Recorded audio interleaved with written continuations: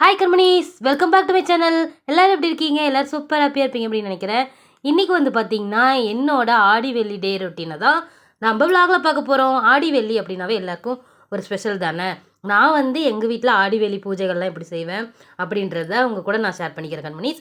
அதுக்கு முன்னாடி இந்த சேனல் இப்போ தான் ஃபர்ஸ்ட் டைம் பார்க்குறீங்க அப்படின்னா சப்ஸ்கிரைப் பண்ணிவிட்டு பக்கத்தில் இருக்க பெல் பட்டனை கிளிக் பண்ணி வச்சுக்கோங்க. வாங்க வீடியோக்குள்ளே போகலாம். வந்து சூப்பராக மார்னிங் எழுந்து ஃப்ரெஷ் ஆகியாச்சு.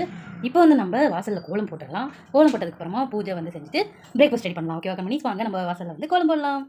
இப்போ வந்து ஃப்ரைடே அப்படின்றதுனால எனக்கு தெரிஞ்ச இந்த தாமரைப்பூ கோலம் இருக்குல்ல, அது சிம்பிளாக இருந்தாலும் சூப்பராக இருக்கும்னு சொல்லிட்டு அதுவும் வாசலில் கோலம் போட்டாச்சு.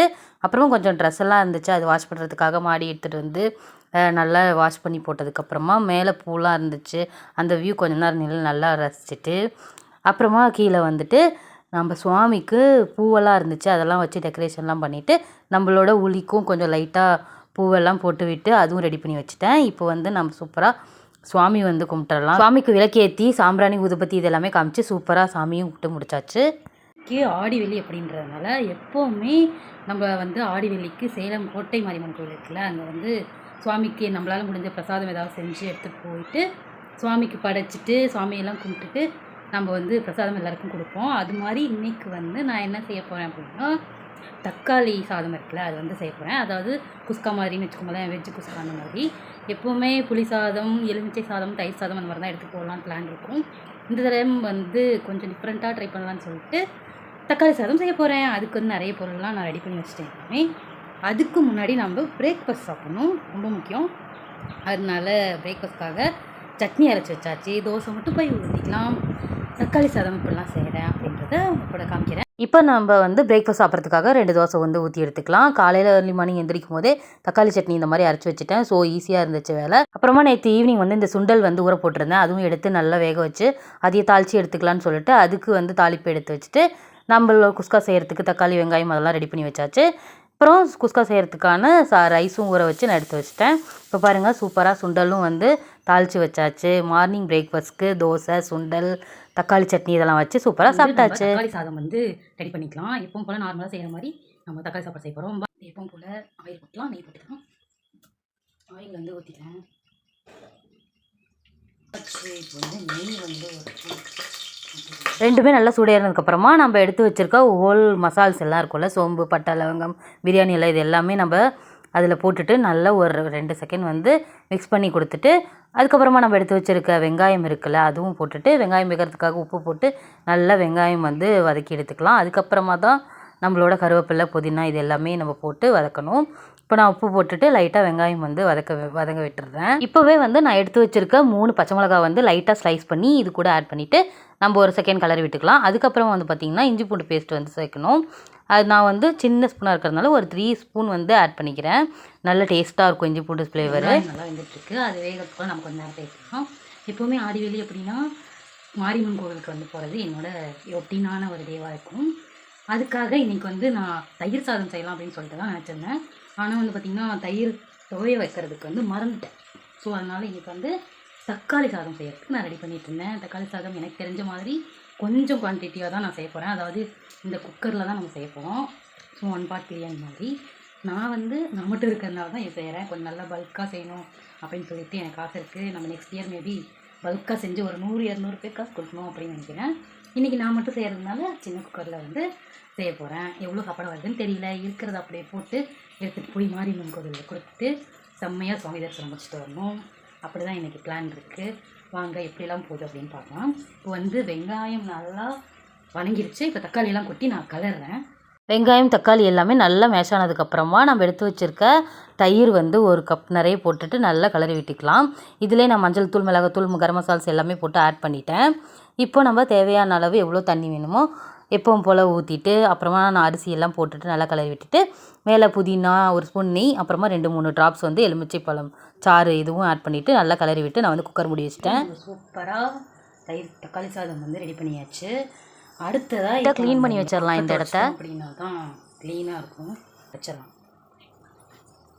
ஃபுல்லாக தொடச்சிட்டா அப்புறமா நம்ம தனியாக இதுக்குன்னு டைம் எடுத்து க்ளீன் பண்ண தேவையில்ல. ஸோ எப்போவுமே நான் இந்த மாதிரி எல்லா ஒர்க்கும் முடிஞ்சிச்சுன்னா அப்போவே நம்ம கேஸ்கெட்டு இதெல்லாம் தொடச்சிக்கலாம். ஆனால் இங்கே மட்டும் கழிக்காதீங்க, ஏன்னா இங்கே நெருக்க இருந்துட்டு. ஸோ அதனால் அதெல்லாம் ஆஃப் பண்ணதுக்கப்புறம் நம்ம தொடச்சிக்கலாம். அதுக்கப்புறம் வெளியே இருக்கிறதும் நம்ம தொடச்சி வச்சுக்கலாம். ஃபுல்லாக கழிச்சாச்சு.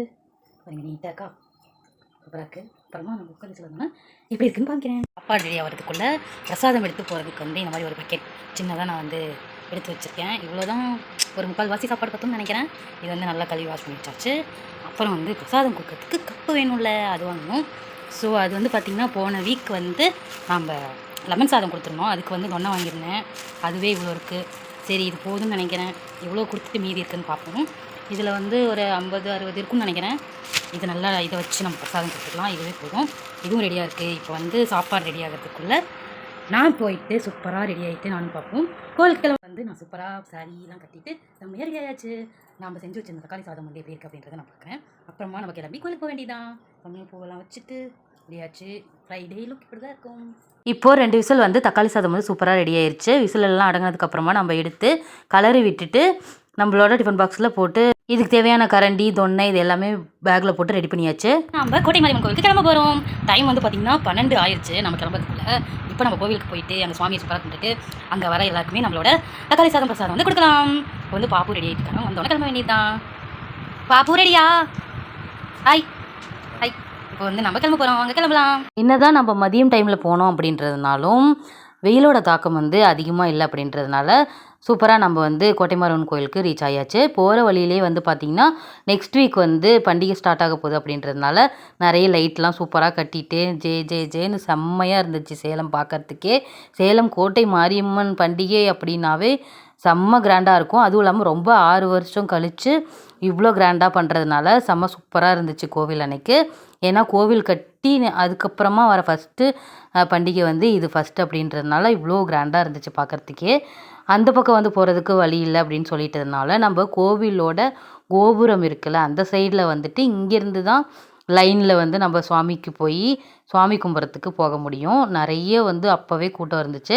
எப்பவும் போல் தேங்காய் பழம் இது வந்து வாங்கிட்டு கோவிலுக்குள்ளே வந்து போயாச்சு. நம்ம இப்போது பாருங்கள், அன்றைக்கி வந்து சுவாமிக்கு அந்த ஒரு வாரம் முன்னாடி தான் கம்பம் நட்டுருந்தாங்க. அதுக்குள்ளே நிறைய தண்ணியெலாம் இருக்கும். அதெல்லாம் நல்லா தெளிச்சுட்டு உள்ளே போய் நம்ம கோட்டை மாரியம்மனை தரிசனம் பண்ணும்போது ஒரு கூஸ் பம்ப்ஸ் கிடைக்குமே, கண்டிப்பாக அதை ஃபீல் பண்ணணும். என்னோட சைல்ட்ஹுட் டேஸ்லேருந்து நான் இங்கே வந்துட்டுருக்கேன் அப்படின்றதுனால இந்த சேலம் கோட்டை மாரியம்மன் கோயில் எப்போவுமே எனக்கு ஸ்பெஷல் தான். ஸோ சுவாமியெல்லாம் கும்பிட்டுட்டு அங்கே வந்து நம்மளுக்கு மஞ்சள் கயிறு கொடுத்துருந்தாங்க. அதையும் வாங்கிட்டு நம்ம இப்போ பிரசாதம் கொடுக்க கிளம்பியாச்சு. பாப்பு வந்து கோயிலில் கொடுத்தாங்க அப்படின்றதுனால அங்கேயே போடுன்னு சொன்னதுனால நான் மஞ்சள் கயிறும் போட்டுட்டு இப்போ பிரசாதம் கொடுக்க ஆரம்பிச்சிட்டேன். ஒரு சைடில் நின்று செம்ம கூட்டமாக இருந்துச்சு. கடைசி பருக்க சாதம் நம்ம பக்கெட்டில் இருக்கிற வரைக்குமே அங்கே இருக்கவங்க எல்லோரும் கேட்டு வாங்கிட்டு போய் எல்லாருமே சாப்பிட்டாங்க. எனக்கு ரொம்ப ரொம்ப சூப்பர் பிளஸிங்கான ஃபீலிங்காக இருந்துச்சு. அதுக்கப்புறமா அங்கே கூழ்லாம் கொடுத்தாங்க. அதை நானும் பாப்பும் வாங்கி சூப்பராக குடி வீட்டுக்கு கிளம்பியாச்சு. இப்படி தான் என்னோட ஆடிவெளி டே ரொட்டீன் வந்து செம்ம சூப்பர் பிளஸ்ஃபுல்லாக இருக்கும். இந்த வீடியோ உங்களுக்கு பிடிச்சிருக்கும்னு நினைக்கிறேன். பிடிச்சிருந்தா லைக் பண்ணி ஷேர் பண்ணி கமெண்ட் பண்ணுங்கள் கண்மணிஸ். இன்னொரு சூப்பரான வீடியோட நான் உங்களை மீட் பண்ணுறேன். பாய்.